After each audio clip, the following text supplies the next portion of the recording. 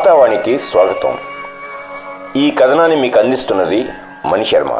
IPL అనంతరం భారత ఆటగాళ్లు మహాసమరంలో తలబడనున్నారు. అమెరికా, వెస్టిండీస్ సంయుక్తంగా ఆతిథ్యం ఇస్తున్న T20 వరల్డ్ కప్ లక్ష్యంగా బరిలోకి దిగనున్నారు. జూన్ 2న మొదలు కానున్న ఈ మెగా టోర్నీ అదే నెల 29న ముగుస్తుంది. వన్డే ప్రపంచ కప్ త్రుట్లో చేజార్చుకున్న టీమిండియా ఈసారి కప్పును సాధించాలని కసితో రగిలిపోతోంది.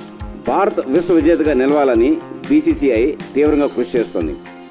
పటిష్టమైన జట్టును ఎంపిక చేయాలని సెలెక్టర్లకు కీలక సూచనలు చేసింది. భారత్ మాజీ క్రికెటర్ల అభిప్రాయాలని స్వాగతిస్తోంది. వాళ్ళ ఆలోచనలను పరిగణలోకి తీసుకుంటూ చర్యలు చేపడుతోంది. అయితే వరల్డ్ కప్ ముందు బీసీసీఐ ఓ కీలక నిర్ణయాన్ని తీసుకోనుంది. మహేంద్ర సింగ్ ధోనీని తిరిగి టీమిండియాలో చేర్చాలని బీసీసీఐ భావిస్తున్నట్లు సమాచారం. అయితే ఆటగాడిగా కాకుండా మెంటర్గా ధోనీకి బాధ్యతలు అందివ్వాలని చూస్తోంది.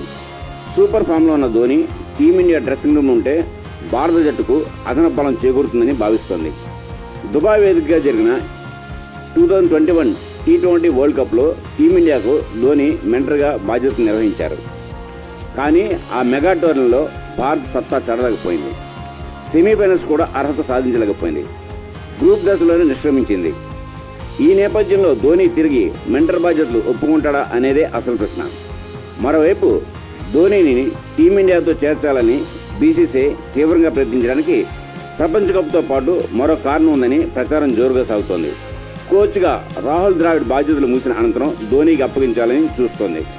దానికి ధోనీ ఒప్పుకోకపోతే మెంటర్గా జట్టులో కొనసాగించి భవిష్యత్తులో కోచ్ బాధ్యతలు అందివ్వాలని బీసీసీఐ ప్లాన్ చేస్తోందని సమాచారం.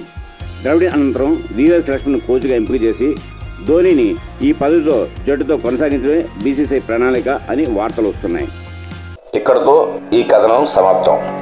మా ఈ వీడియో మీకు నచ్చినట్టయితే మరిన్ని అప్డేట్స్ కోసం లైక్ చేయండి, షేర్ చేయండి, సబ్స్క్రైబ్ చేయండి.